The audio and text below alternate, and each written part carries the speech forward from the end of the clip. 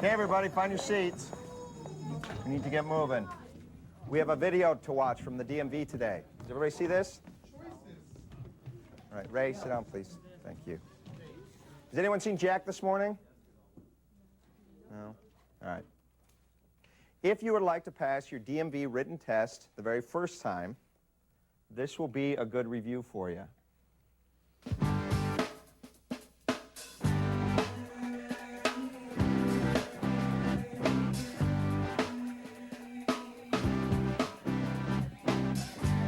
California citizens enjoy many basic rights: life, liberty, the pursuit of happiness. Driving, however, is not one of them. Driving is a privilege that comes with requirements and responsibilities. You need a license to drive on any public highway or in parking lots open to the public. There are 4 types of licenses. Class A and Class B licenses are for different types of commercial vehicles. A Class C license is for passenger vehicles, and Class M licenses are for motorcycles.